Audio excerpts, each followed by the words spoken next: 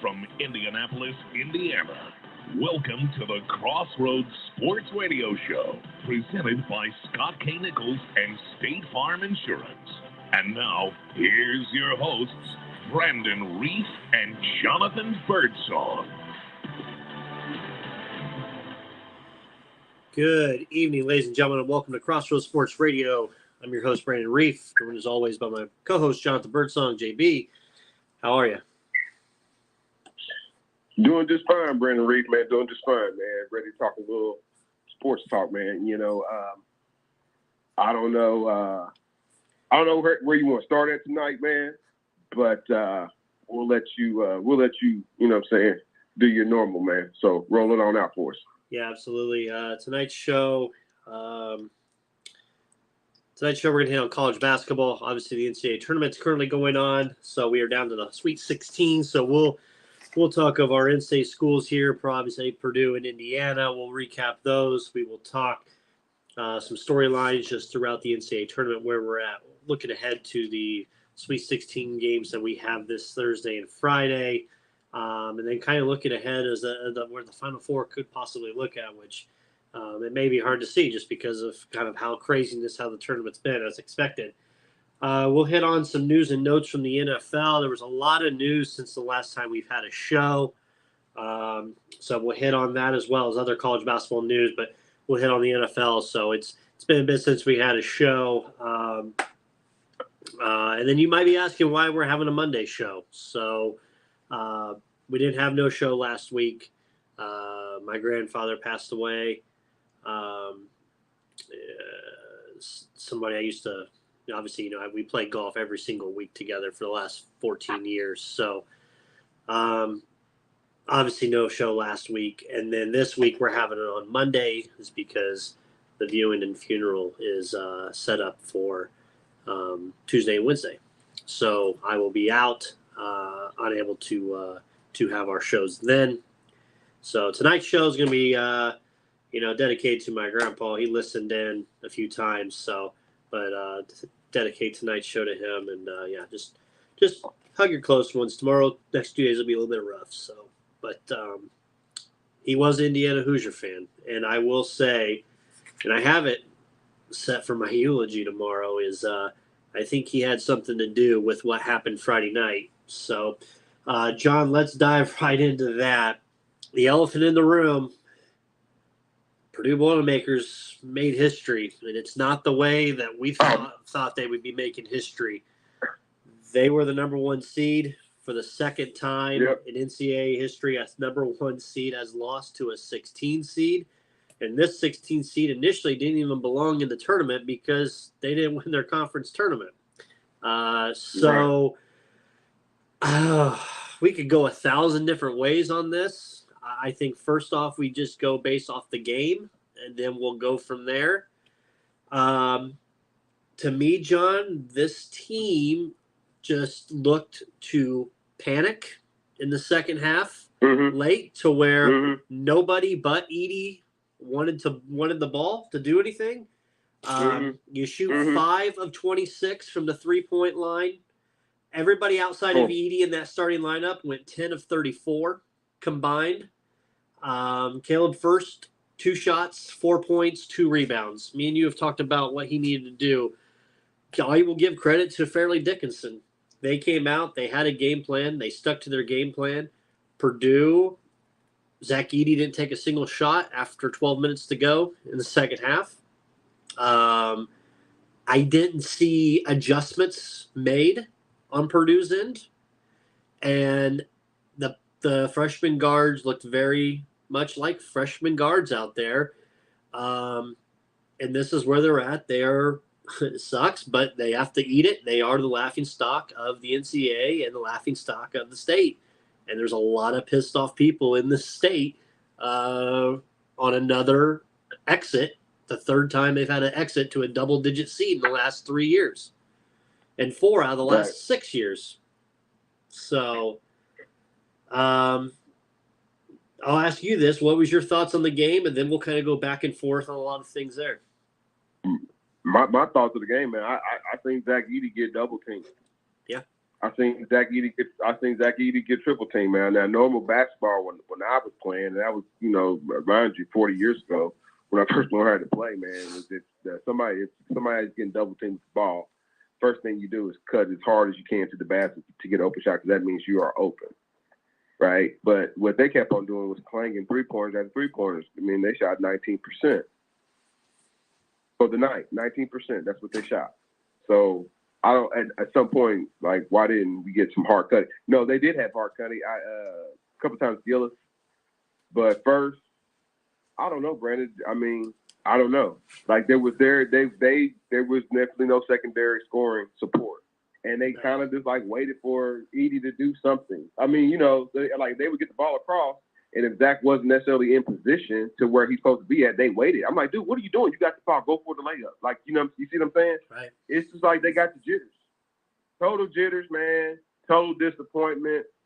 You got it. You making Crossroads Sports and, saying people look like liars because you got seated in Columbus, Ohio, close to where your fan base can drive to, and people cheer for you, and that people would, man, by the time the end of the game, man, I heard more people cheering for the underdog, Fairleigh Dickinson, than I heard cheering for Purdue.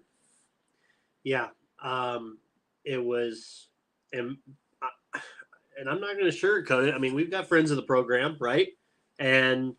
But sure. They will say as well, it was embarrassing. It was a pathetic performance. They were not the better team. Looking at why didn't they adjust? Exactly. That's a huge question. Why didn't you adjust? Why didn't you prep? There's a million questions. At the Big Ten level, it's easier. Right. Okay, so the Big Ten's hard. I will give credit. As Matt Painter said, Big Ten is hard to win. It is very hard to win. They won it by 3 games, okay?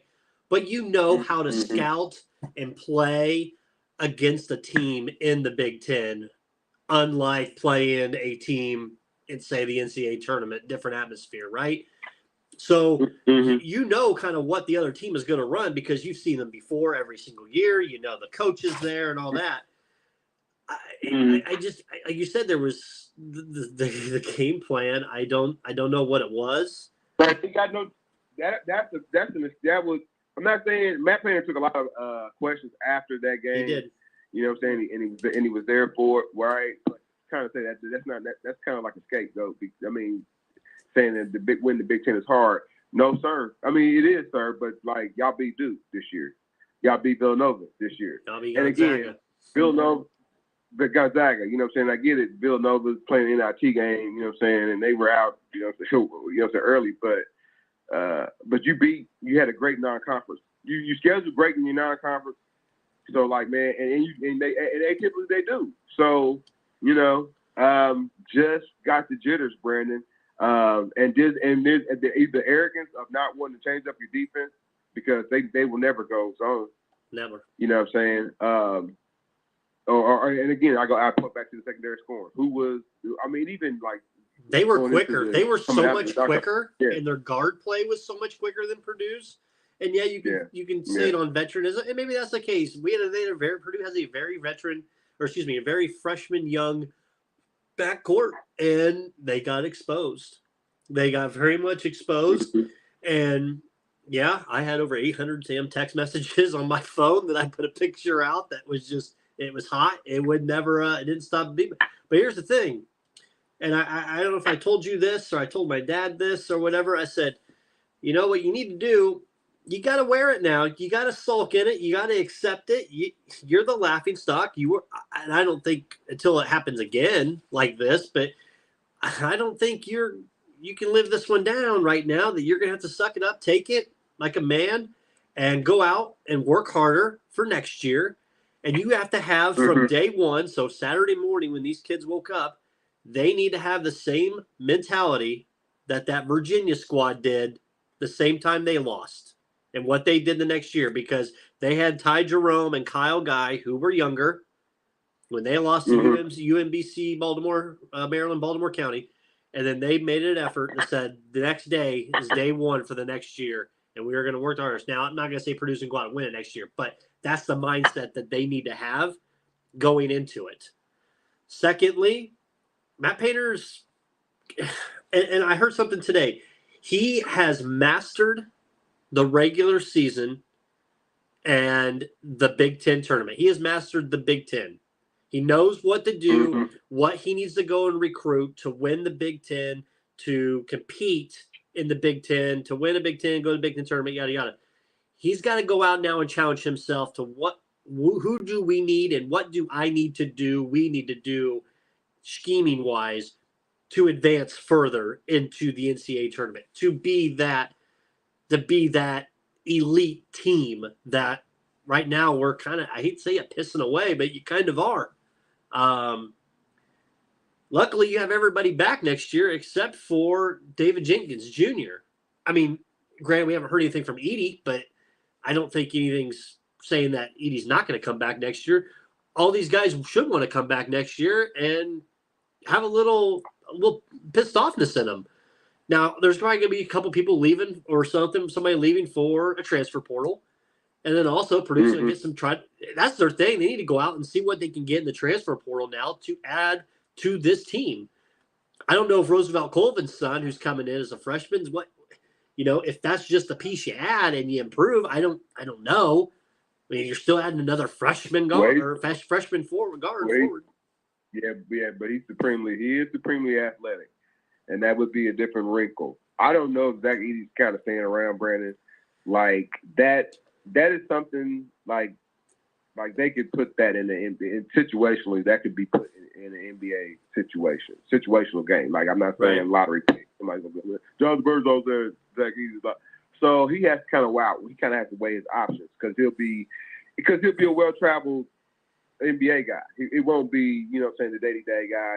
They'll send him down at a G League assignment. They'll send him. You see what I'm saying? It'll be a call up or whatever until they can kind of figure out like what position, what kind of fit he'll for a team, man. So does he want to do that at that number? What does that number look like for him versus what does the NIL number look like for him to come back for Purdue? Because everybody knows, yes, he does have another year, a COVID year, right? That all kids have. Should he want it? So I don't know, Brandon. I don't know if he runs it back or not, but if he does, man, that just makes it even more of a draw. It definitely favors. I would put it even favors even if he doesn't come back. Right? Like people counted Purdue out. Nobody had them. They were ranked 6th coming into this Big Ten. Everybody had IU. I mean, Tracy Dan Dockage had IU in the Big Ten. Other people had IU. Who was in Maryland? Winning the Big Ten, and here Purdue won the Big Ten. Man, don't crap on the fact that they won a championship. You know what I'm saying? Just yet, folks, man. You know what I'm saying? So you might want to say maybe this was a down year for the Big Ten. Iowa just a little bit inflated. Wisconsin was a little bit inflated this year. You know what I'm saying? Maybe in those terms, maybe their position should have been taken by some different mid-major teams. I don't know, different show debate, right? But you can say that now, looking, you know what I'm saying, I get it. It lasts 2 seasons, right? You know what I'm saying? Some of these teams in the Big Ten just hasn't necessarily performed up to like what they historically have done, right? Purdue ain't one of them. And I get it, man, tournament, but you know what? The tournament is also your resume going into, you know what I'm saying, going into your season. People forget about that. Okay, you can play, you know what I'm saying, loosey-goosey and have a like Clemson did, and have a great resume, but like your Ken Palm is, you know what I'm saying, all that is a different situation. They play lousy, you know what I'm saying. Purdue doesn't play lousy. Purdue plays teams. So don't be telling me Purdue's overrated. Don't be telling me, you know what I'm saying, Matt Painter should go. Matt Painter should adjust to, again, like what, you know, you got there's a new wrinkle in here, and you're right. There's a new wrinkle in here. It's called NIL, right, Brandon? There's a new wrinkle in here, and maybe you're not spending enough NIL money to get XYZ player to come in to help run your show because they needed a secondary. All they really needed was a secondary guy. And they really thought probably they were going to get Nigel Pack this year. And that could have made the difference possibly. I don't know. I think they really considered that they were going to get him. And then when Miami swooped in, I think that's kind of what did it. Yeah. And I'm glad you said it. You brought it up. I've heard more people and I've seen more people. And I've had it on Twitter and I've had it on Facebook. Purdue needs to fire Matt Painter. Purdue fans, we need to fire Matt Painter. We need to get rid of Matt Painter. Folks, we just won the Big Ten title. I understand.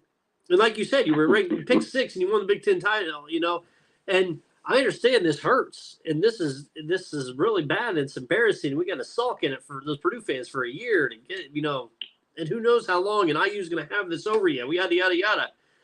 But it's not enough to fire Matt Painter just for that. He didn't miss the tournament after being like a preseason number 1, like Hubert Davis in North Carolina. Look at those coaches. Okay, I want you to look at coaches out there. I said this out here. I'm sorry, is there a coach out there that's better than Matt Painter right now that they can go get? That's going to be better for this program and the culture of this program? Because there's not. Coach K ain't coming back anytime soon to play coach college basketball. No. Jay Wright ain't coming back anytime to coach college basketball. No. So I think we need to pump the brakes there on that. I've never called for Matt Painter's head. I think Matt Painter, and I've said it several times, Matt Painter is the head coach of the Purdue Boilermakers. He needs to be. He will be. And he knows what he needs to do. He's not going into some people don't think, well, coach don't think about it. You don't think this hurts Matt Painter? Are you kidding me? He's chomping at the bit. I have to believe. And if he's not, then that's the time where you need to get rid of him. But I guarantee he's chopping at the bit. I mean, I guarantee Brandon Brantley's chopping at the bit. I guarantee these rest of these assistants are chomping at the bit because it's get rid of Matt Painter. There's nobody else out there. I'm sorry. Now, let me play devil's advocate. Say you were going to get rid of Matt Painter. And the Purdue Boilermakers said tomorrow, hey, sorry, Matt. You did what you did with us. Big Ten championship. Who gives a shit? Third year, not making the tournament. Boom. Or getting past the first round, you're gone. Who's the only person I would look out there to go get? But he wouldn't want to come is Michael Shrewsbury, the former Purdue assistant. But why would he leave Penn State where he's got something kind of good right now? Why would he take a lateral position? I'm sorry, that's going to hurt some people's feelings. Why would he leave a lateral position from Penn State and come over to Purdue in the same conference? And his friend. Exactly. That too. I don't know if he would do that. So that's the only other person I see coaching-wise that I would go out and get. Besides Painter, if Painter decided to quit. That's the only person I could see that who would fit the team and culture. What the Boilermakers want. Exactly. That's the only person. Yeah. Yeah, Rick Pitino just signed up with St. John's, y'all, so he's not coming to the Midwest. Ed Cooley's going to Georgetown. Mike Bray's in South Florida. That's crazy. Mike Bray, did he graduate? Hey, listen, man. He's old enough. He had to endure a South Bend winter. Yeah. And then he got South Florida. And now look, he gets to stay. He gets to stay with Under Armour because Under Armour is the main sponsor of South Florida Bulls.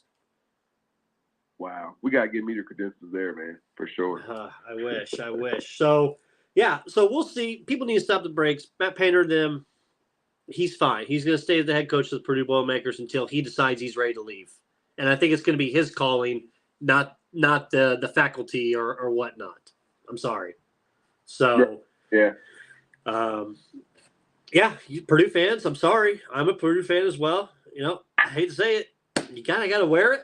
And it's going to suck. It's going to sting, but you shit in the bed, you got to lay in it. So deal with it and just hope that the team and the players and everybody works hard and make sure that this doesn't happen again next year.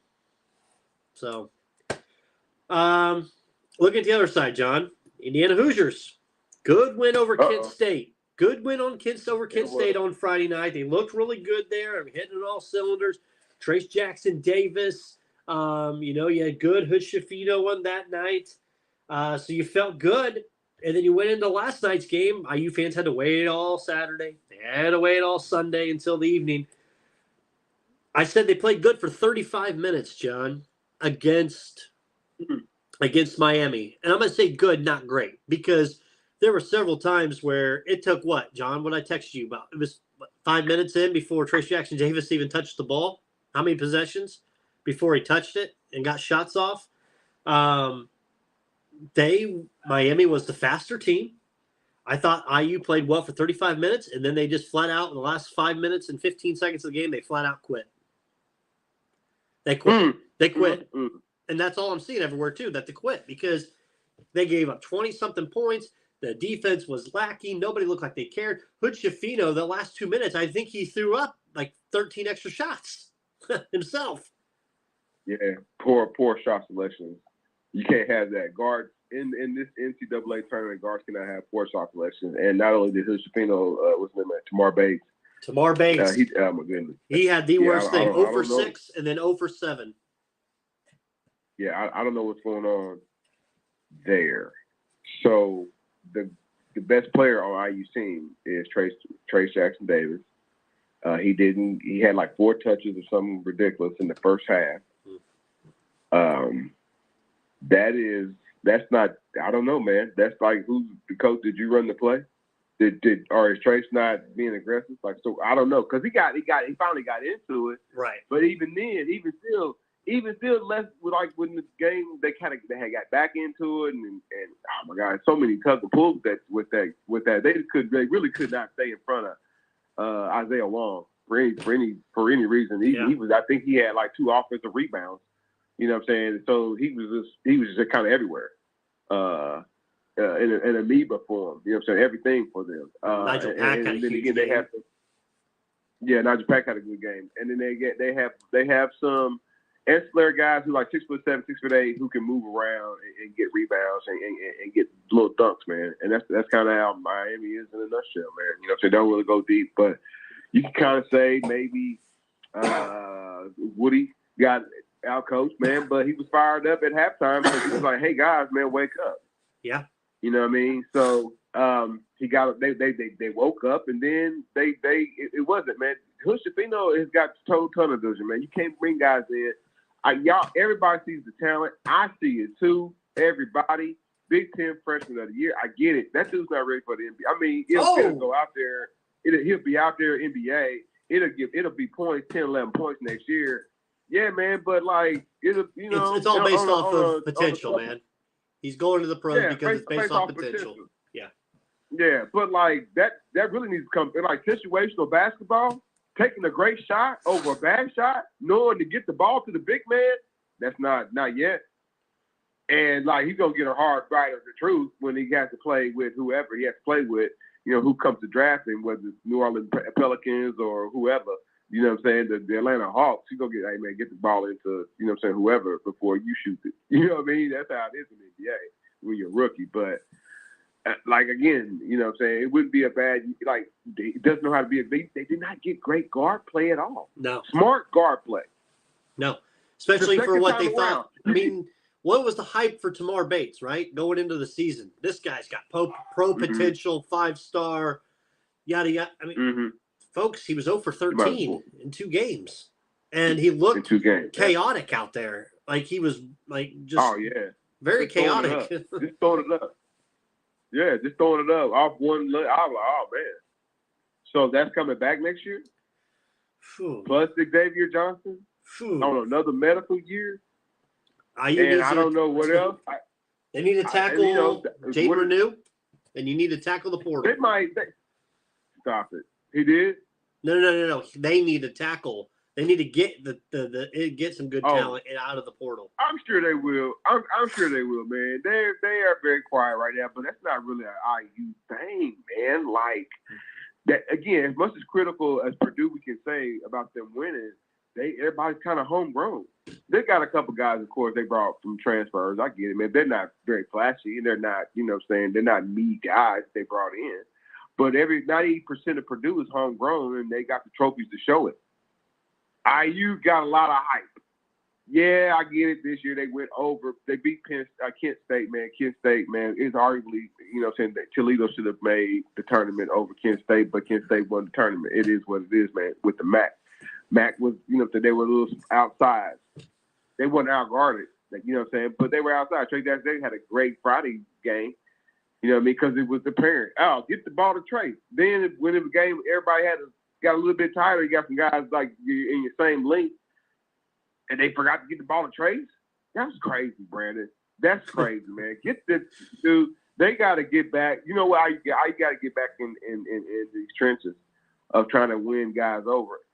But I get it. That's long term. Locally, that's long term. I get it, man. Because right now Purdue got locked. It seems like a lock on that. But there's a lot of mid-major talent that you and I know that we've seen that went to another school that I don't know that IU and Purdue should have. It's like this arrogance because it has to be, Brandon, because a lot of mid-majors run different exotic defenses. That's what kind of right, and that's what IU and Purdue they won't do. They'll stick to their guns. We ain't doing this. It's got to be like this. So maybe that's where the wiggle room is for both programs. You got to figure out like they got teams now got guys that can play. Like Kansas State got different speed guys, like guys that can play real quick and like Kansas State beat the hell out of Kentucky just based off of like smart guard play. Mm-hmm. You know what I'm saying? It wasn't off talent. Kentucky got 3 at least low first rounders. They got that kind of talent, and they got beat by a dude who we ain't gonna never remember. Other than they had a great Kansas State. Well, Kansas State won't win another damn game. I'm sorry. Tell them people to call me. They won't win another damn game. Big 12 teams don't trust them. Big 12 teams do not trust them. Where's Iowa say that? Where's Missouri at? The only team left is Texas. Well, SEC. Yeah, Texas. Yeah, only team left is Texas. But like again, man, everybody. This is where we at, man. Brandon, this is the most wonderful time of the year. And I know that says people used to think that's Christmas, but I think it's also March Madness, man, because you got teams out here. Also, we also forget people. Like the small schools don't always get to play the big schools because the big schools don't want to play them because it comes with a cost. What happens if Fairleigh Dickinson plays Purdue in November and they beat them? Oh my God! People's like Purdue's on the bubble, right? You know what I'm saying? So that's why Purdue plays Villanova. They play a power school on a neutral site. You know what I mean? It looks better on the resume. You can't play that, mid-major Yorktown State. You can't play them and beat you, you know what I'm saying, on a neutral field. Plus, it's not a money game. All that kind of comes into play, too. But, these teams, these local teams. Brandon, it hurts me when the Indiana teams ain't in there. I have my personal allegiance to people that I align myself to that you know what I'm saying, when I grew up believing in. But man, dude, when Ball State, I knew Ball State was in jeopardy when they lost 3 straight going into the MAC tournament. I'm like, man, you didn't put yourself behind the 8 ball, Mike Lewis. You know what I mean? Mm-hmm. So Butler, come on, man, get that. They need to get that going. It's a struggle everywhere here. Think about it. We're going to Butler. Maybe we're going to Butler in April, and maybe we'll Purdue, bring a little Butler, Ball State, IU, Purdue, Colts, Pacers. Indiana State played today. And they got beat. Yeah, but they're still down in Daytona. Damn. Well, come on back, folks. no defense. They got beat. So yeah, man, this state. I'll say the city here in Indianapolis, but I think the state even is just looking for something, some kind of good news, some kind of just to attach to. And right now it sucks that the basketball state and there's nothing left. So it was who's that? And the Pacers say that we grow basketball, ain't that their motto or something like that? Mm-hmm. I mean, it kind of goes like you said. It kind of comes with the state, Indiana. Yep. And right now, Indiana, as far as basketball, man, we watching more than we playing than we are right now. We got a call real quick. We'll take that. I think this is our guy here. Is this Nas? Yes, sir. What's going on, y'all? How are we, Nas?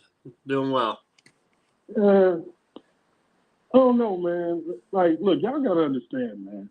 It's hard for a Midwest boy to live in SEC country in the break room when the Big Ten does what it does in the tournament, bro. Like, this is out of hand, dog. Like, I'm tired of the jokes. I'm tired of having to deal with it, man. We need a Big Ten meeting. Something. We need something to go down. We need some reform or something to go on, bro. I'm tired of taking this abuse in the break room. I hear you. You know what I mean? Yeah. 100%. Right. SEC folks will not stop. I know, Unless you're a Michigan State fan. And on board with everything Tom Izzo has done over the last, this is like his 8th Sweet 16 appearance or something like that. Crazy. I know I might be off by a year or two. But, man. Those really count when we get one of those Tom Izzo teams that's like overachieving, that's not really good, but it's kind of, forced the wheel, made it this far. Like, we know they're going to lose, right? Like, I don't know. Eventually. Yeah, he's been to 8 Final Fours. Wow. Yeah. So, but And how many almost he did needs to have win a a second legitimate one. chance to win? Yeah, he needs to be a second. It needs to win a second one, I think, to be taken. I mean, he's taken serious. But when I heard them say Mr. March yesterday, I'm like, come on now, like that's fine, but he's not even close to Mr. April because they've only won one time. And I know they went to Right. 3 straight. What 19 or 99, 2000, 2001, 3 different times to the Final Four. Then, and then they had a runner-up in 2009, And they were loaded. Yeah, And they were loaded during that period. So Yeah. I mean, I don't know, man. Nas, I think we do. We I'm need to just- have a round table of the Big Ten teams and figure out what the hell's going on. And because we haven't had a champion since 2000. Man. Oof. It's ugly. But you guys are speaking about something with the transfer portal and everything else that's kind of important. All of the people who, when this first started, said, the kids are not going to stay anywhere. The transfer portal is going to be a disaster. But the transfer portal has actually hurt mid-majors more than anybody because the guy have a good season at a mid-major and boom, he steps Right. up. Now he's in, one of the bigger conferences. So I think the Big Ten could benefit in that way as well. Like it was Right. way too much talent around the MAC, like you How guys come- were saying, for the 10 not to come get some of those guys. Yeah, how come that? My deal is on the advanced scouting because college sports prides themselves on their scouting reports, right? How come they didn't know that guy was going to be a guy in the first place? When you know you need, more than just a 6'7", 6'8" guy, to help you run your little defense, Matt Painter, or your little body. Matt Painter needs some athletic guys that got some wiggle in their hips, man. That can move around. That's somebody that it's not gonna be stiff. If we tell you to cut to the basket, you know what I mean? And he doesn't have that. I'm not saying with the Toppin brother. The Toppin brother plays wild, but he's got a lot of if you got a guy like that, he can kind of. I'm just saying you got somebody like that you can kind of corral and get dude. Those kind of guys become college basketball legends. You can't promise nothing on the NBA level. You know what I'm saying? Especially when you talk about Purdue. But it's those kind of guys that he needs, and he's not necessarily getting them or going after them. You know what I'm saying? Whatever. I think there might be some truth in both of those. So, yeah, man, I don't know. There's more to blame than just Purdue. There's Illinois. There's nothing special. You know what I mean?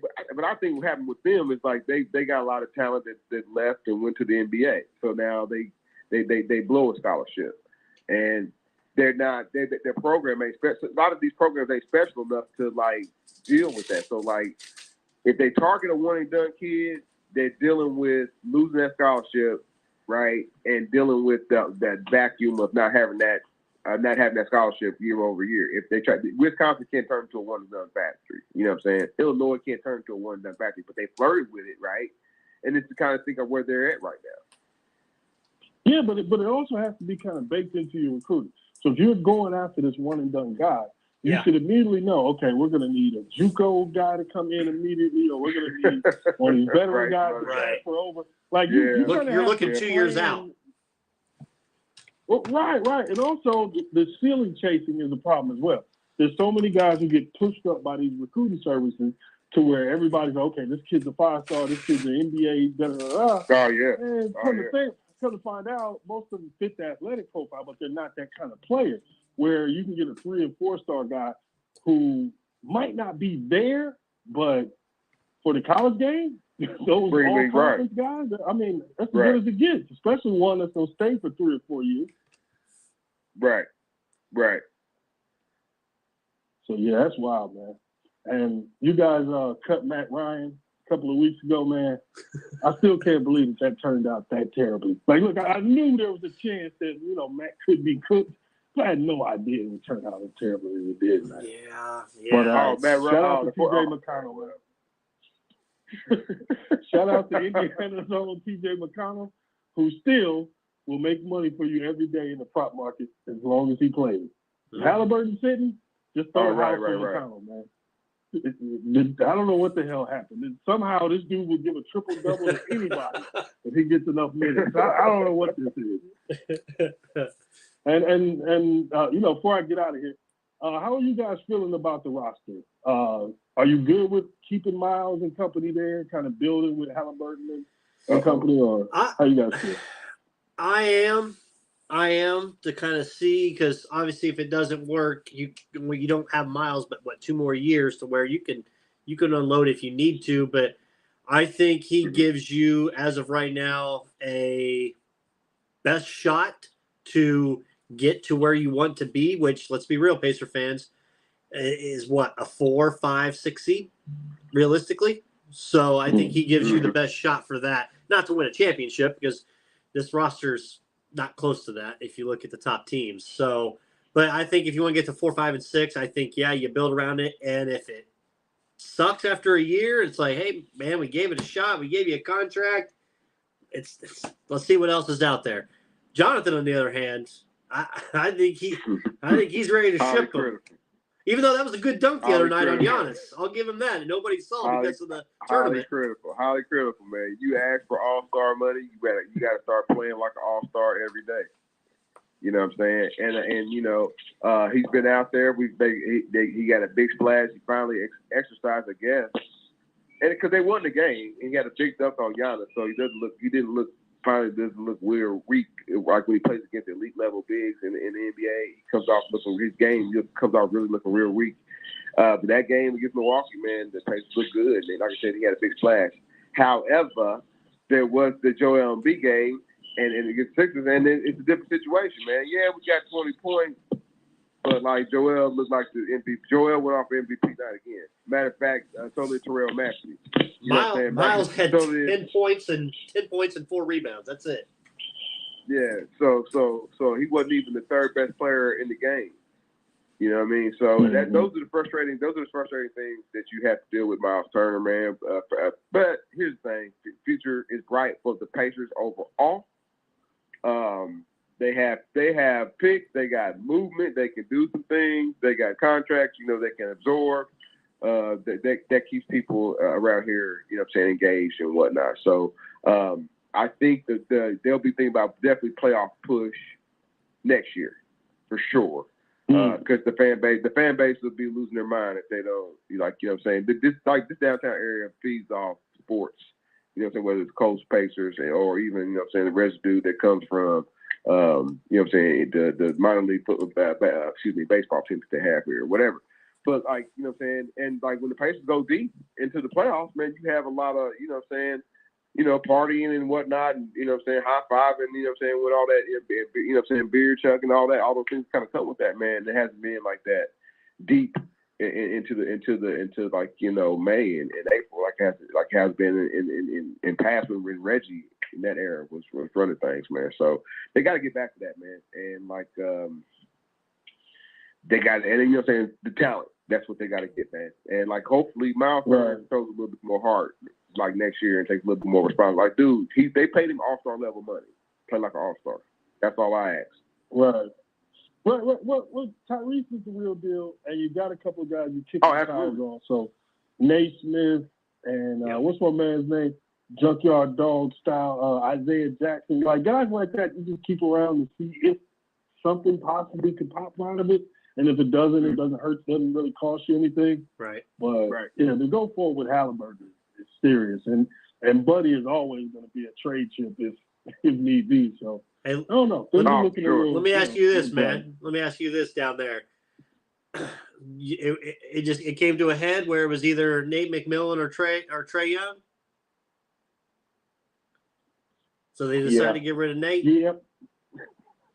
Damn. Yeah, well, I mean, Nate was under fire too because the same reason you guys pushed him out. The criticism of the offense, being stagnant, not enough changes, and then just outright, when you're a small market, as Atlanta and Indiana are in NBA basketball. Atlanta's not a real small market when it comes to other entertainment, but in basketball, we are a small market.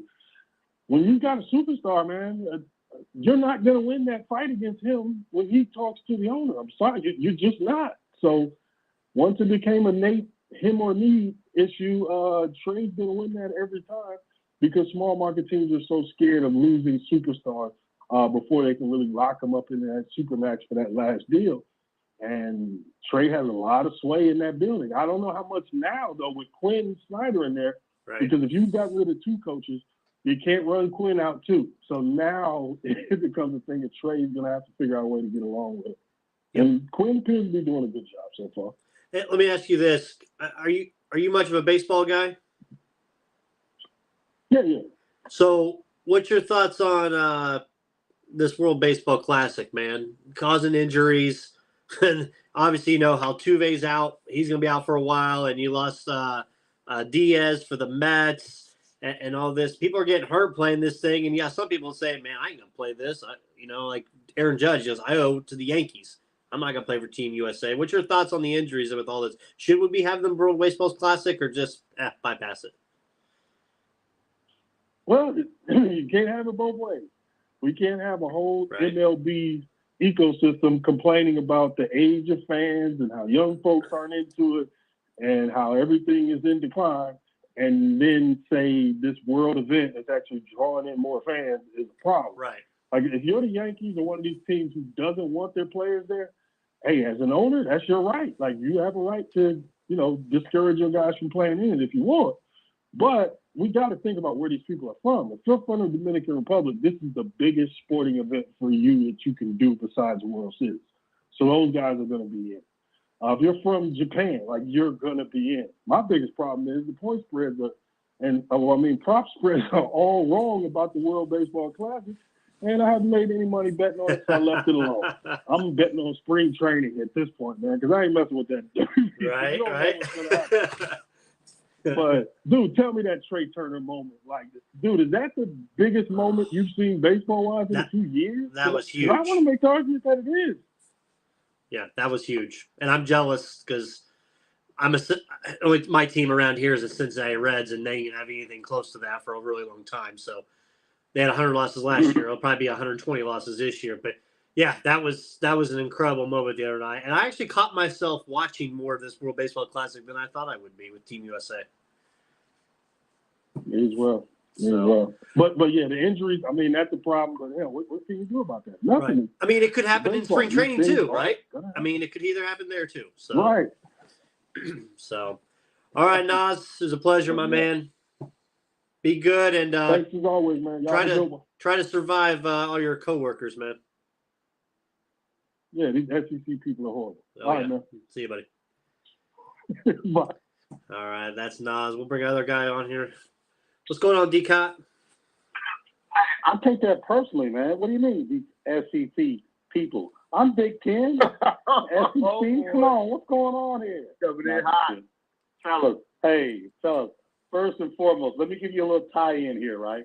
So last night, I didn't realize that my buddy David Pack, who went to John Marshall High School, along with his brother Kenny Pack, played with Mike Woodson's nephew at John Marshall High School, and I see him in the stands watching his son play against Woody and Indiana University. That was so surreal last night. I had no idea Nigel went to Miami. I had no idea. I've seen this kid since he was probably second grade because he went to Jewel Christian Academy with my son.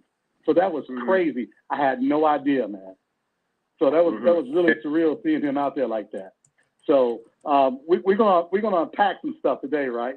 So first of all, Jonathan, I want to get on you about the Pacers and your disrespect towards Miles Turner, right? Jonathan's disrespect. Here, Jonathan's not mine. My bad. Brandon's the IU disrespect. I got to get it confused, right? Yep. So listen, don't listen to Reggie when he talked about somebody dunking on somebody. That don't mean anything. You gotta take with a grain of salt what that loser says. Right? Oh, so Miles dunking on Giannis meant nothing. NBA players do that all the time. So here's what I will tell you. At this point in Miles' career, we know who he is. Either A, we accept who he is, or B, we don't accept who he is, and he moves on, right? But those are the two choices we've got. He's not going to be a superstar guy.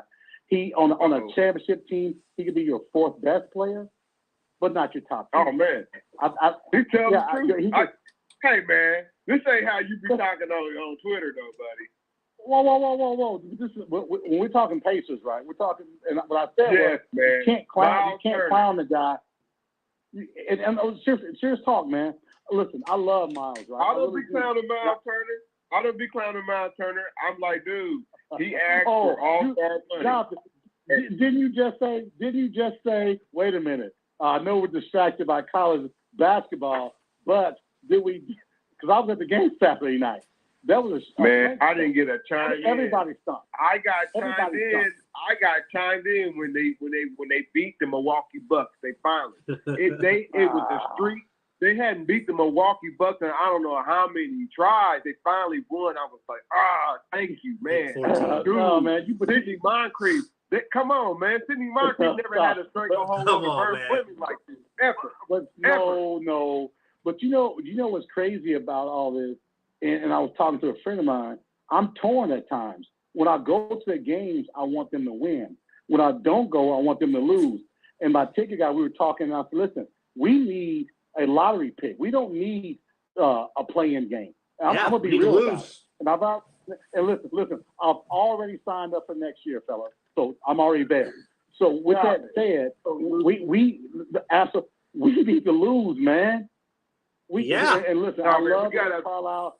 We got to pay for that downtown, man. We got to get downtown and get this, you know what I'm saying? Man, Jonathan, downtown's already there, man. Downtown, I remember when the hotel across the street from Banker's Life was a parking lot. Mm-hmm. So it's just crazy, right? So anyway, so with all that said, Pacers got to lose. Yeah. Man. We can sit there and say we need them to lose. And listen, and people say, well, how dare you say that? Listen, I'm invested. Anybody who says that to me, back to investment with me. We need to win just to rub it in Paul George's face. Let's do that in a couple years. Let's not do this now, man. Let's not do this now. No. Because right now we're playing our way. You know what? We're playing our way to like a 14th pick, and that ain't gonna do anything. Well, here's a great transition. Here's a great transition from that because we talking teams, and very rarely do you talk teams in the NBA. Very rarely, and like when we talk teams with y'all, between you and Brandon, I'm like, oh man, these dudes are gonna come to blows, man, because they fandom between IU and Purdue. But like, man, I love it. Love it. But like teams, man, like the Pacers got to think about, and I get it, man. Y'all think about it, let's get a little bit better pick of whoever that might be coming out of the draft or coming from the Euros or whatever, man. I get it. Because again, man, I don't know. Maybe Pacers look at a European player at that pick, at that small forward pick. Who knows, man, right? But they need to get better players, and they need to become like more unified team. I looked at deeper into like a team, like who you want your team to kind of be since Kevin Durant and LeBron James are gonna come knocking at your door. They're not gonna come and playing the game with no time soon, right? You want to maybe be like Oklahoma City, like those guys are kind of like they're trying to win games, and they're winning games based off, like, you know what I'm saying, gelling and, like, you know, I played with the kid back in, you know what I'm saying, when we were, like, 17, 19 years, whatever. But, like, they're winning games, man, and, like, they're young, and, like, there's really, like, no threat of anybody like, hey, man, I'm going to jump and go over here and go around with the Lakers. Not yet. Not immediately. So, like, the Pacers kind of build something like that. Or like what Denver did, like, you know, again, a lot of pieces, a lot of moving parts. You gotta hit. You gotta get lucky. They got lucky. But again, till you get lucky, looking like, just check out what the Thunder have done. Got a young team that's like in their mid-20s. But they also tanked. Nobody super. Nobody. They did well. They did. But the Pacers, man, listen, the Pacers fan base ain't ready for that. That football thing. No. Just the rest of this year. That's it. But they've grown. I'm saying you got a team that's grown together. The Pacers are kind of like growing together. I'm not saying. Yeah, Brandon was like, man, he reminded everybody. Miles Turner got 2 years, short term contract that he could be traded. I'm saying, man, keep it. Go for whatever you can get in the offseason, because we're not talking about bringing free agency here anyway. And if it's a mature guy that you bring in here that is ready to play, let's go. Let's go. You know what I'm saying? Small forward, let's go, because that's what they kind of need. That's what I'm saying. Right. And then next year, put the pressure on the team and the coach. And like, just try to get in the playoffs. I'm not saying let's win the playoffs, because you feel like that guy. They need to lose 8 of their last 11 here. JB, I just agree with you 100%, man. Wait a minute, y'all. They don't want that here anyway. We continue to do that. JB, the play-in game with the 3-game sweep and 2-game sweep and a play-in game is not what the city people deserves want. it, man. And the city of Indianapolis deserves Stop it, those John. people that are talking, JB, those people that are talking aren't invested. You know what? They're sitting on the couch watching Valley Sports, and then they're going to chime in on social media from time to time talking crazy. No, we're talking about investment here, right? And here's where we are. This is the summer, not next year, because you got 4, basically, for lack of a better term, you got 4 number 1 picks. The 31st pick, Boston, Cleveland, and ours. You cannot go into this summer with 4 number 1 picks. We know that. You're going to have to parlay. 2 things can either happen. A couple of those picks with a couple of players parlay into somebody was really moving the needle, or you parlay those picks into a future number 1s for others, right? Because you can't play 4 rookies. You can't. So this is the summer. To me, this is the summer to make the difference, right? And if they do something like that, there's an opportunity because money's money. And I know that what's the guy's name that plays for Philadelphia that didn't want to come here and play? He wouldn't even have a sit down with Pacers leadership. Tobias Harris. Did you know that? Tobias Harris refused the meeting, and we had money to give. He said, "No, I'm good." So think about a mediocre, on a scale of 1 to 10, a 6 out of a 10 player, maybe 6.5, says, "No, I'm good." It isn't going to happen that way. It has to happen organically. And you got to follow that. Absolutely. That's why I say our pick needs to be a top. I would love to be top 3 pick because you all know who I'm thinking about. But realistically, a top 7 pick, man. Because you can maybe parlay that into something too, right? I want top 5. No. Lose 8 of your last 10. Nah. We have 11 games left. We need to lose at least 8 of them. Man, you don't want it. Because right now, John, we're 8th. And right now, we're 2 games back of 14th. We don't want that. We need to be 14. We need to be 14. You're great. No. I meant 14th pick, not 14th position. Right now, we're 8th. We're 2 wins away from possibly being the 14th pick, and that does this franchise no good. We actually agree upon this, which is crazy. You're not going to get Paul George at 12 or 13, whatever that number was. That isn't going to happen, right? So yes, Denver got lucky with the future 3-time MVP being a second-round pick. That's wonderful. But we live in Indiana reality, right? So we've got to lose those games, and we've got to say we're going to take our chance. We're going to roll the dice, lose these games, and let's go for it. Develop these young players. You got look at that bench. They got a lot of players that are pretty decent players. Let's be honest with you. They're not great, but they got a lot of good young players. Put Turner, put Halliburton, Buddy Hill, put them on the bench. Oh, man. Guys, come on. Take it easy, guys. We got enough young guys who need to be showcased. I think Paul George might want to come back at some point. As much as he keeps talking about Indiana on all these podcasts. Yeah, he's in love. Hey, it's like that girl you used to date back in the day, right? Right. So hey man, I'm just not ready to talk about racing just yet. I'm ready to talk about Pacers in May. Come on, JB. You my dude, man. No, for real. It hasn't been quite. You got to check him on this some one, time, man. We got to start talking about Ray Hall racing. As soon as the Pacers season is over. Come on, man. I'm not trying to be funny. I'm not trying to be disrespectful. I love it. I love it. You know, this needs to be a separate conversation. Don't get me started, because I'll go down that rabbit hole and I'll say some stuff. Don't even get me started on that. Oh, okay. Well, but I think we're on a similar page. At least Brandon and I are definitely. We have to get Jonathan. We have to get you on board eventually. Yep. So we'll see what happens. So we got Dallas here at home. We got the Knicks here at home. We've got OKC here at home, and we got Detroit here at home. All those games are really losable. Take them L's. Take some L's. The next 4 games are on the road. Those better be losses. Yeah. When I hit you, by the time this show is over, I will hit you with the 3 small forwards. The Pacers have probably got their eyes on. They probably will get, but like Brandon Miller ain't gonna be one of them. Okay. So you take him off. You take him off the smorgasbord. Take him off the smorgasbord of your ideas of what him coming to the Pacers. Take him out your mind, Craig. Okay. Brandon's point. If I got losing some 8 out guys. of 11, we got a chance.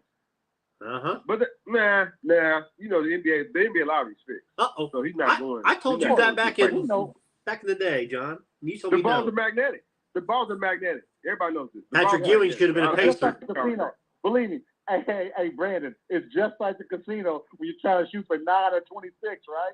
Yeah, and it comes up 00 green. Oh, don't get me started on that one. Oh, Lord. But to that point, right?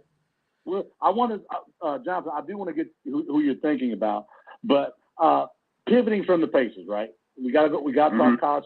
Brandon, you and I have been going at it a little bit, right? Yep. And I'm gonna stick to my what I've been saying, and I'm not listening to dumb Reggie. I haven't been talking trash about IU. I've been consistent. Mike Wilson is the best guy for the job that came in 2 years ago. He's going to continue to prove that. And if you saw that yesterday, going into the second half, he did make adjustments. What Miami was doing, spreading them out and getting to the basket because they're slow of foot. Did you see how they clogged that middle up when they took that 4-point lead? They forced outside shots. It wasn't Woody's fault that the kid dropped a 30-foot jump shot, missed it. Then you go around and you get so we had a turnover. Then we had 2 more bad shots. Oh, what's the kid? Number 55 with the Braves. I thought he was going to be better, but anyway, those things happen. He's trash. Yeah. So those things happen. Oh, right? man. But he went 0 for 13 in both games. Come on. Believe me. He got to repay his NIL money. He does need to repay it. He definitely have to. Yeah. But I'm going to tell you this, right? What I saw, and to you, Brandon, and I understand it, people say they quit. Right? I'll never say people quit because I'm not out It just looked like it. That's all I'm saying. That's their call. That was the image it looked like to me. But what I would say is this. Did you see Mike Woodson throughout the game as he's coached? He's up coach. He's not screaming, yelling, demeaning the players. Continue to encourage him. But what he did say on that third timeout in the first half, this is real man's ball. And at that point, I said, you don't have any real men on your team. Oh, this man. is real men. Hey, man, that was going to be my thing. Yes. I'm with you. Who's in the culture? What's the culture? Yes. Like, listen. Can I throw this out real quick? Yeah, go ahead. Pepperdine. Remember Pepperdine with Dane Fife? I think Dane Fife is still looking for his wallet. You remember Pepperdine? This was AJ Guyton. That was pretty bad. That was pretty bad. Year. Yeah. Yes. They got yesterday's game reminded me of that. And I said it before. It wasn't that bad. Pepperdine was pretty bad, man. It felt that way. They got blasted. Was that 2002? That wasn't 2002, was it? Yeah. It was 3. 2003. 2002 was the Maryland championship game. Yeah. But here's what I say, right? What I saw. I saw the kid is 6'6". He bullied Dale Davis Jr. I know Dale has to be sitting there thinking himself, son, what are you doing? What are you doing? Well, they didn't go back to him. We got an NBA kid, got tunnel vision when it got a little tough. And you gotta know how to properly coach the NBA. Like, I think John Shire, not to bump up dude, they know how to do it. They know how to, and Calipari to a degree, he knows how to get the tunnel vision kids the best out of them when he needs them. The season for them is like the season for them is like a lag. I got to teach the kid how to play basketball. You see what I'm saying? And that's why Kentucky looks like an underperformer. He took 12 more shots than any other player on the team. Hold on. You can't get in bed with that. You can't get in bed with that because that's not how they program. Yeah, but listen, but you can't go back to Kelvin Sampson. Remember that year when hey man, y'all gotta stop hating on that. Hey man, and even the coach of Kent State, he been high. The coach of Kent State was here. Man, you got it. Hey, and Kelvin Sampson is man, they beating odds right now because everybody had them losing, and here they are. I'm with you there. What I'm saying is you can't have that type of team in Indiana, in Bloomington. You cannot. Oh, you talking about where they just doing what the hell they want to do? No, absolutely not. You need a couple of guys. You don't need 7 of them. You need Yeah, two. yeah, absolutely not. Yeah, he had party all the time. But those two need to be playing though. They can't be your 11th and 12th guy on the bench. They got to be players, right? So that's my pain point for Woody, right? And I'm hoping that the kid in Kokomo, I don't know where he's leaning, and but I'm hearing a lot of good things from people saying, hey, I used to hunt, da da da da. I would like that because one, he's an Indiana kid, right? And I hear he's very, very. See him play one time, very, very athletic. I hear he's a good kid. Is that you guys have any beat on him at all? Flory, yeah. I just saw something on him the other day. So right now that I've seen is that he's interested in Cincinnati. That was the latest. That was the warmest right now. But I mean, he's had offers from everybody, But, right. These kids, if they don't fit a certain athletic profile, that's like a tweener that can go to the NBA. The schools, the big Power 8 schools. That, I mean, you know what I'm saying? They don't look at. They don't hard. Recruit them. You see what I'm saying? They're hard. We gotta look different. Zion Williams, hey man, if they alive, they tell you. Everybody sent Zion Williamson an emissary when he was in school. Everybody. If you everybody. You see what I'm saying? But I'm not saying Purdue gets that kind of kid or IU gets that kind of kid, but if you get that kind of kid, you gotta start understanding that, this is what kind of comes with that kind of kid. That's the path that you're taking. That's the path that you decide to take. Right. No, that's a good point, man. The recruiting season is going to be really hot. Obviously, pace is going to be hot, man. A lot of good stuff. And real talk, Brandon, man, listen, I'm going to tell you, Edie, I don't know what type of kid he is, but everything that I see on the court just screams this guy is a 10-year plus player in the NBA. Not going to be a great player, but he seems like he's a really – and they always show his mother, she looks all happy. I like him. Unfortunately for him, he went to a school where, in my view, didn't appreciate what he had. They talked a lot. When that game, when you have going 7'12", going against 6'3", there's no reason for him not to touch the ball at least once every time down the court, and most of the time twice. I think that was a big miss, man. Well, take your time. I don't put that as much on the coaches as I do the players. You got to feed it. You got to find a way to work that ball in there. And when they're shooting 5 of 26 from three. Yeah, when they shoot 5 of 6 from three, you can't. You're not going to get it in there because they're going to say, "Go ahead and shoot that." Mason Gillis, shoot those threes because we know you ain't going to hit. Brayton Smith, shoot those threes. Fletcher, you can't hit the broadside of a barn. Shoot those threes because we're going to pack the inside. That's up to them to try to find the ball in there. I don't think that's Matt. I get on Matt just the fact I didn't see any adjustments. What about taking them out? What about taking them out? What about they did? You see what Woody did with the freshman last night? He sat the last 8 minutes of the first half because he was losing. He was getting blown by the kid, the guy that looks like that guy can't be in college. That guy's 35 years old. Miami's leading scorer. With the braids, with the French braids, he's got to be 35. That was Bow Wow. Yeah, that dude's got to be 35 years old. So you gotta let him know. Come sit next to me. And I don't know Brandon Smith is a guy that you can sit down. I think he's the type of kid being in Westfield. He'll lead next year. No, just have him down. No, I don't know. Here's the thing, Nika. You got 2 freshman guards. They're going to be okay. They'll be all right. The same thing happened with Ty Jerome and Kyle Guy were both also two freshman guards. Yeah. Like I told him, Jonathan, at the beginning of the show, hey, you got to wear it. You got to lay in it and accept it. And then you got to go to work the very next day. And that's exactly, not saying Purdue's going to do what Virginia did, but that's the type of mindset you have to have going into next season. And here's my thing. I told John, Painter is really good. He's mastered the Big Ten. He's mastered how to win a Big Ten championship. He's mastered how to win a Big Ten tournament. Now he's got to look and see, how can I change my ways to succeed in the NCAA tournament? What do I need to change philosophy-wise and players-wise? What do you need? He needs to go out and get somebody in the transfer portal. Believe it or not, because I know you didn't know you were talking about Nigel Pack. Nigel Pack left Kansas State, and he initially was going to sign with Purdue. and then he backed out and got more money and stuff to go to Miami. I think Purdue was relying too much that they were going to get Nigel Pack.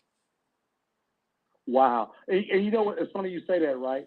Because we talk about, preparing for the tournament. One of the things that we just saw in our two teams, Purdue and Indiana, what did we see? We didn't see the versatility needed to be able to pivot and change what you need to do. And until you have a group of about 10 players, yeah, you may run eight players out there on a game-in, game-out basis. But unless you've got about 10 players who can be interchangeable and can do different things. I love IU shooting the 12 with the headband. Cop. But they can't guard an empty basket. Cop, I keep forgetting. Yeah, he can't guard anybody. He can't guard an empty basket. Right. And so that's the thing. You got to have, I don't want to say it's a proverbial two-way player. Everybody should be a two-way player because there's no changing offense and defense, right?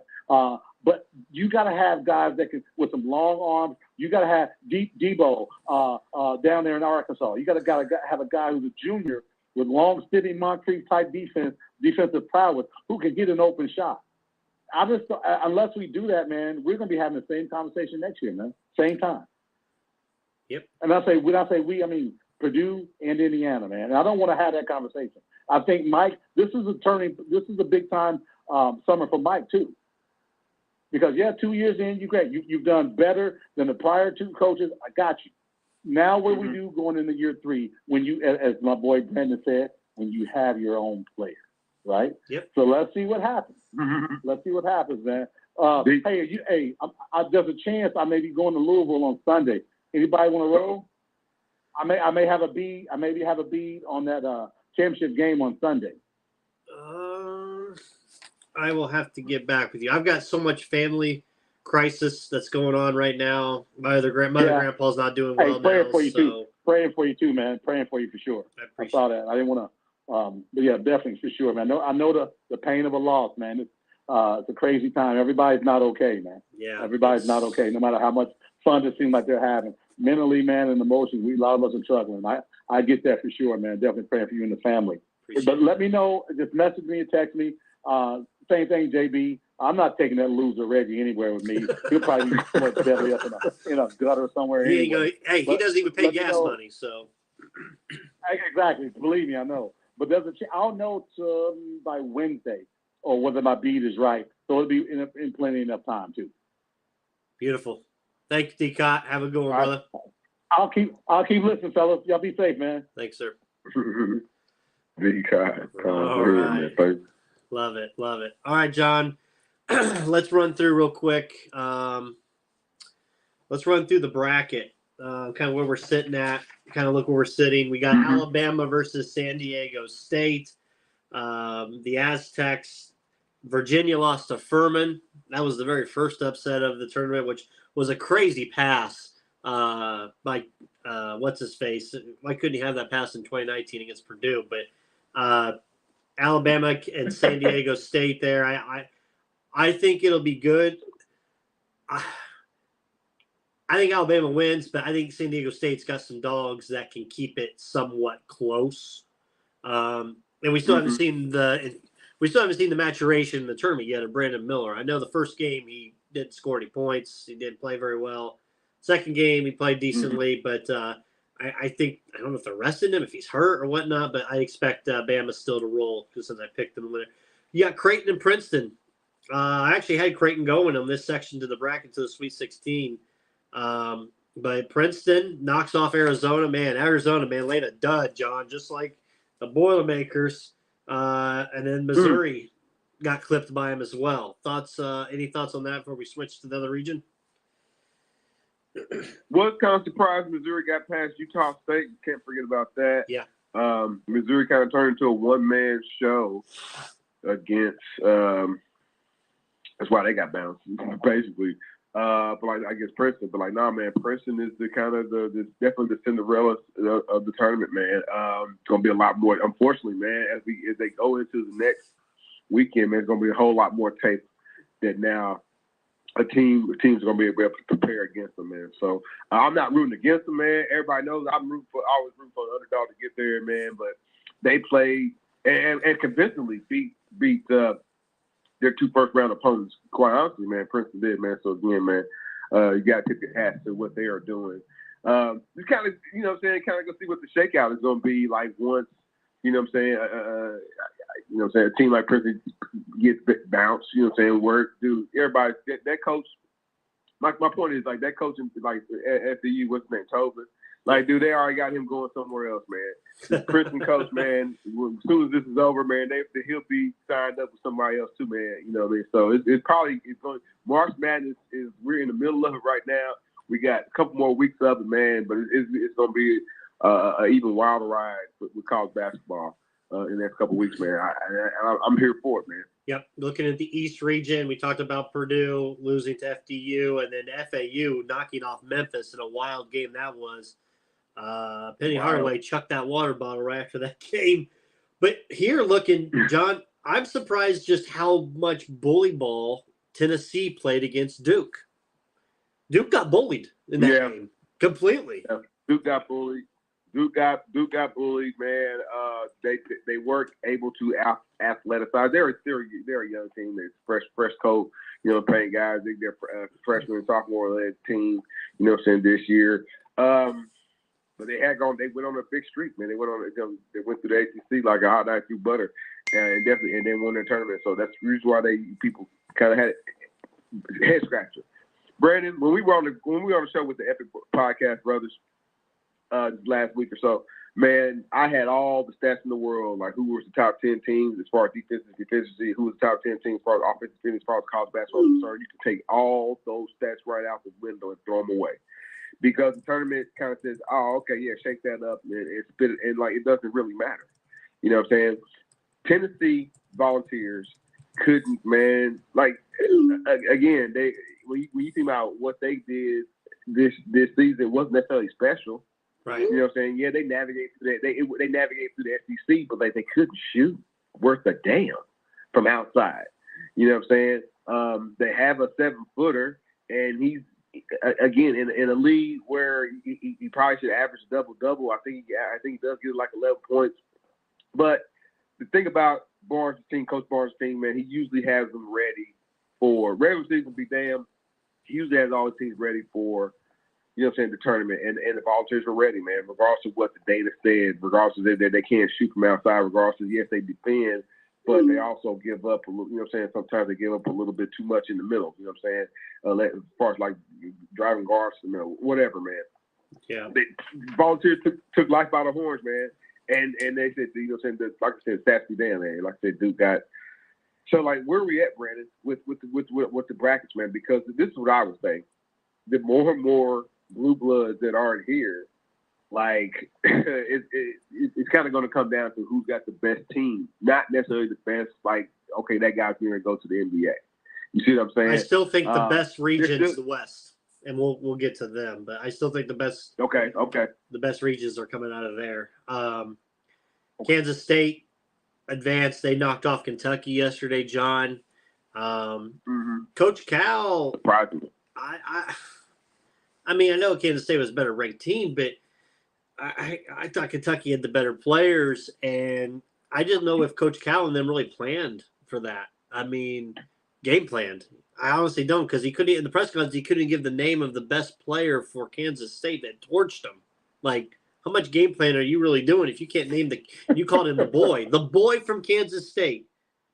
I have a little problem with that, him saying that in his press conference. But I look at them and they're faltering. I look at Marquette faltering to Tom Izzo. Tom Izzo, Michigan State find a way once again.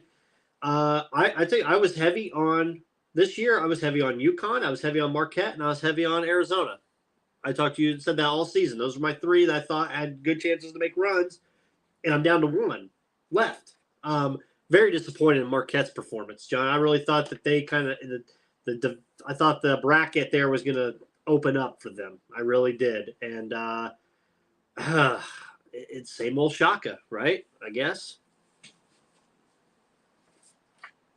This ran into a bigger Michigan State team, man. They got out-rebounded. And in critical basketball times, man, when the game got close, man, and Michigan State tried to push Marquette tried to push Michigan State. just wouldn't let them come back at all. And that's what kind of happened. So Marquette kind of had a team that had a well-balanced team of outside and in. And that's kind of where everybody kind of took them. They played coming out the Big Hell. They won the Big East, man. Big East, if you ask me who the best conference was this year, I'm probably going to say the Big 12, and then we'll say the Big East, and then we'll say the Big 10. I know all my friends from the Big 10 are going to be like, what are you talking about? But those are the best conferences, like where the best teams are. You know what I mean? So, again, Brandon, I don't want to, negate where we're going at, but like it's kind of you say the West is kind of where everything's kind of going on. Yeah, let's go. That. We'll go there right now. So you've got Arkansas beat number 1 Kansas. Yeah, you can say without Bill Self, but Arkansas, Musselman ripping the shirt off after the game. Musselman against Hurley and UConn. UConn was the 3rd team this year that I thought could make some noise, and then some brackets, I've had them in the Final Four. But Arkansas versus UConn, and then you got the rematch, Gonzaga versus UCLA of a la 2007 with Adam Morrison crying on the court. UCLA, they're without their best defensive player, and Gonzaga is still a blue blood. Gonzaga is still a sleeper. We talked about that in our bracketology show. But I think right here, Arkansas, UConn, Gonzaga, and UCLA, I can see easy any of those 4 winning the national championship. Not saying they will, but I can see it coming from the West. Not saying they will. Man, there's going to be a stare-off between UConn and Arkansas. It's going to be – I can't wait. Between those coaches. Can't wait. Between those coaches, man. Those coaches might implode on national television, man. They play Thursday night at 7:15, so we don't have to wait long. Yeah, man. That's appointment television right there, folks, man. I promise you, man. This is the way – and not just because of the coach, man, just because of the way their teams are executing right now. When you talk about UCLA and Gonzaga, again, some familiar foes, man. They know each other. They've recruited, you know what I'm saying, against one another. And that game damn near probably go in double overtime. Yeah. I'm calling it. That game probably will go in double overtime. Yeah, definitely. Anybody else from that bracket can win the championship. All four of those games, and this is the East region and the West region, which we've covered, but Michigan State and Kansas State, all 4 lines are within 5 points. Michigan State's favored by 2 over Kansas State. UConn is a 3.5-point favorite over Arkansas, which, like I said, I like UConn a lot, but I think that game will be closer than that. I'd probably take Arkansas plus a 3.5 right now. Tennessee is only a 5-point favorite against Florida Atlantic. And then UCLA is a 2-point favorite against Gonzaga right now. So I think it's going to be appointment television on Thursday night. I'm looking forward to that. Going to the Midwest region, the last region, the number 1 team, Houston. Houston looked vulnerable in the first half against Auburn, and in the second half, they just kind of turned it on and got it together. They're going to take on Miami, obviously, who just beat the Hoosiers last night. And then Xavier, that team is starting to play well. I think Pitt just ran out of gas. I had Xavier winning this game just because of the way Pitt was playing. I figured it was a good time. And then Texas. I had Texas in the Final Four here over Houston. So we could still see a Houston versus Texas matchup, I think. But I'm looking forward to the Houston-Miami game on Friday night. That's going to be a run-and-gun game. That'll be your 7:15 game on CBS. For sure, man. Anybody, if you think your team is a latter round, talking about your NBA team is a latter round kind of guy, you know what I'm saying? That's what your guard, you know what I'm saying? Your team needs a guard or a small forward, man. The Houston and Miami game is probably where your eyes will be. Looking at Isaiah Wong, if you didn't see what he did against IU last night, you know what I'm saying, the other night, man, great guard play. Not necessarily all-stellar like, Kyrie Irving, but like, dude, man, very crafty, can shoot, can handle, probably play a little shooting guard too, man. You know, you kind of like what you see out of him. You also like what you see out of Soft Faster. The kid plays for Houston, man, very tough-minded, small forward, shooting guard, kind of got dude. He's favoring. He's dealing with a groin injury, and he's still out, and he's a potential first rounder, and he's dealing with a groin injury, and like he's still like out there laying on the line so that the team can advance. Like, dude, man, those kind of guys that you know what I'm saying, you kind of gotta you raise the eyebrow out and see like what kind of resume they put together. Like, you know what I'm saying, going further, man. So I still like Houston's chances. I said this on the college bracketology shows. I like Houston so long as they were healthy. So and like I said, I know they play small ball probably better than anybody left in this. I won't call it small ball. We call it medium sized ball, right? They just don't necessarily have a 7-footer. You know what I'm saying? But we call it medium. But they necessarily ain't playing all 5'9" guys either, right? So I feel like Houston's chances of getting to the Final Four and potentially winning it, potentially as long as they are healthy. Outside of that, man, Texas, I had thought they got upset already, Brandon, to be honest with you, man. But again, anybody, you know what I'm saying, anybody picking the hook 'em horns to get there, for what they have endured. They fired their coach. Right. I'm talking about during the season, and they endured like they kind of put all that behind them, and he's going to be a head coach of Ole Miss coming next year, and that's going to be real awkward. Right. You know what I'm saying, going first, but here Texas are. You can't say that team's not tough-minded because they haven't let up. So again, man, I wouldn't be surprised if either one of those teams get to the Final Four and I think and win it all. Yeah, absolutely. Real quick, I want to thank our sponsors: Maverick Custom Motorsports, Scott K. Nichols, State Farm Insurance, and as well as Wiseman Logistics. Without you three, we would not be able to do our shows. So thank you for supporting us and being there with us along this fine journey. Could not do it without you. John, I want to swing real quick. We got 9 minutes. I want to swing to NFL real quick. Steelers able to get Patrick Peterson, which was a huge pickup for the cornerbacks. And then they're able to get a tackle and a guard from Philadelphia, starting guard Samalo. Getting him, I think, is going to be huge. They're trying to sign up that offensive line for Kenny Pickett. And right now they're slating the draft to take the big left tackle. So I think this is, you can tell the focus point here is to shore up that offensive line now to protect Kenny, open up some holes in that run game. And then obviously adding Patrick Peterson back there now, and that backfield's going to be, defensive backfield's going to be huge. Yeah, free agent dollars are flowing, Brandon. I think the most. I don't know. I don't have my tracker in front of you, man. But like the most money is probably being spent in the NFC North, is it not? Yeah. Between the Chicago Bears and the Detroit Lions, man. So those defenses are reloading on both those programs. Sauce Gardner, correct me if I'm wrong, safety. He signed with a 1-year deal with the Lions. I know people always say the Lions don't spend money, but they're spending money and they got draft picks. Kind of what they do with those draft picks, I don't know, Brandon, because I think they're picking at pick 6, 18, and 48 this year, or something crazy like that, man. And like, dude, you know what I mean? If I'm the coach, man, I'm asking people, hey, man, with multiple picks, do you want to pick for us? Or do you want this pick for? You see what I'm saying? But again, man, like I said, Detroit and Chicago, like I said, putting themselves from a free agency standpoint in good position to start the season next year. Yeah, looking Colts real quick. Colts traded Stephon Gilmore to the Cowboys for a 5th-round pick. Almost kind of hits the reset button right there. They cut Matt Ryan. They signed the kicker Matt Gay to a largest kicker contract for a kicker, 4 years, $22 million.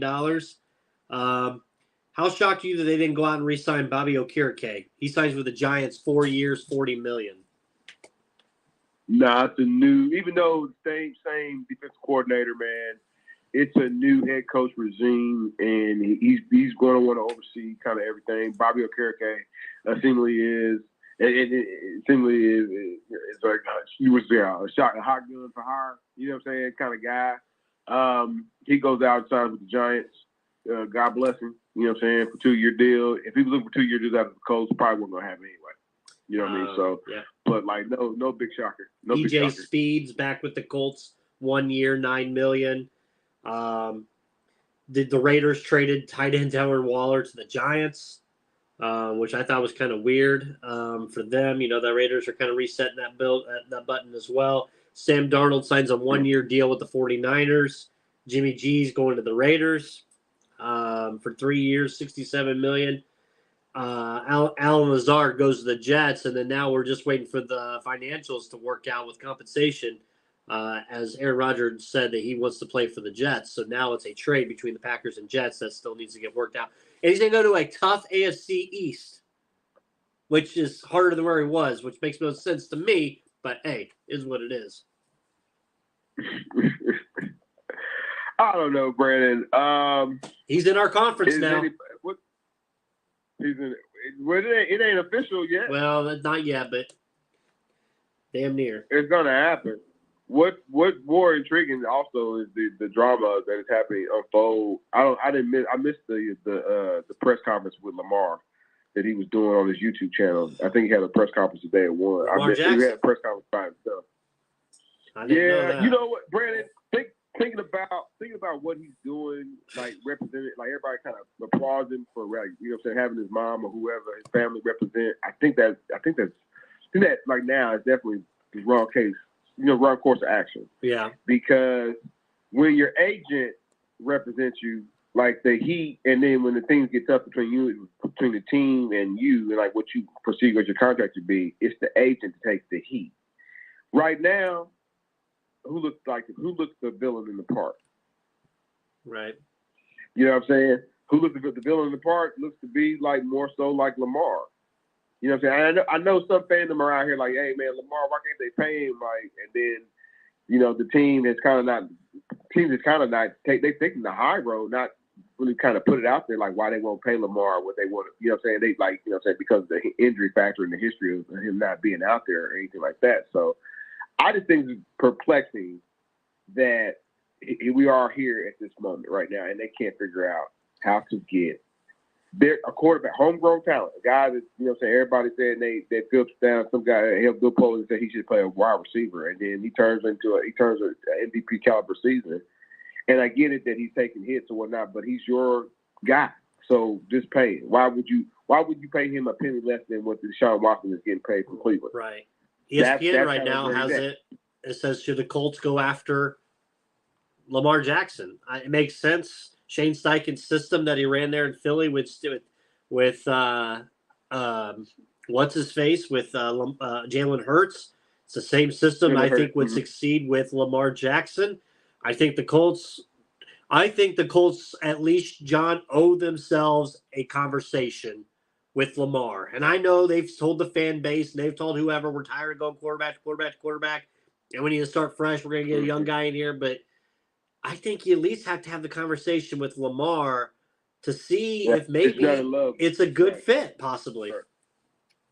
It can't hurt. Because they're not at nobody. When they mention Anthony Richardson, and it's not to dog him, it's like what you see potential. When you mention Will Levis, again, you're like, if he can get healthy, it looks like it could be a walking-talking potential quarterback. I would take Lamar over both of those guys. A proven commodity. Right. Everybody would take Lamar, you know what I'm saying? But, like, what else other compensation would you have to lose is probably what the coach kind of have to think. Does it become too expensive for them to even think about it? Because, like, how much do they ask for Jonathan Taylor in return or whatever, something kooky? Right. I don't know. You know what I mean? So that would be it's something to entertain. I don't think it happens though, Brandon. Okay. We got Ed Cooley to Georgetown, Rick Pitino, 6-year deal with St. John's, Mike Bray to South Florida. 6 years. Wow. A lot of pieces moving. So oh man. Other than that, I don't have anything else. John, only thing before we wrap up, I'll say is thank you for everybody for being on this road with us. I'll be out for the next couple of days, so if you can, pray for me. We got a lot of stuff going on in the family right now, so my head won't be completely in the sports world for a bit. So, but pray for me. Say something nice. Talk to your friends. Talk to your family. Keep them close. And John, I'll let you wrap us, my man. Man, I want to say thank you to the callers for chiming in, man. I know we also had some folks chiming in on the Facebook Live. You know what I'm saying? Hey, listen, I did a pre-show today, Brandon. I haven't done a pre-show in a long time, man. So it is what it is, man. I know I talk fast, man. But like again, man, Brandon, I wanted to just offer my condolences. I know me and Brandon, I've kind of already done this. I've not necessarily have to do it publicly or anything like that, but I want to offer my condolences again to my family and yours, man. Again, it's never easy losing anybody. You know what I'm saying? So again, Brandon's my buddy. Yeah, and when your buddy is hurting, you hurting, and all those things, man. We are a family here at Crossroads Sports, so of course we're praying. Of course we're praying for Brandon Relief. Of course, man. You know what I'm saying? Don't even think about it twice, right? Outside of that, man, we'll say thank you. Also to all our sponsors: Maverick Custom Motorsports, Wiseman Logistics, Scott K. Nichols State Farm Insurance. How can we do the show without them as well, man?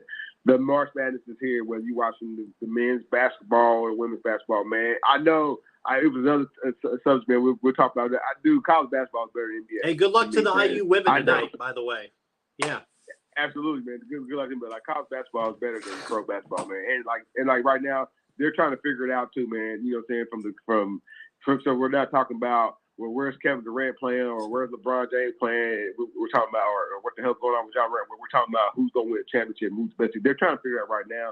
But like right now, man, college basketball is winning. And if you ain't into that, man, shame on you. You should, man, because like when it kicks back up here in a couple of days or not, man, you're gonna see more excitement. You're gonna see more upset. You're gonna see guys, and gals going for it, man, and trying to win something and put themselves in history books, man. So again, man, Crossroads Sports. I'll be Brandon's brief for tap out. Y'all know I'll still be tapped into it, man. You want to hit us? Hit me up. You know how to hit me up on all the socials and whatnot, man. But until next time, man. That's Brandon Reef. I'm Jonathan Burson. Thanks everybody for listening. Thanks for listening to the Crossroads Sports Radio.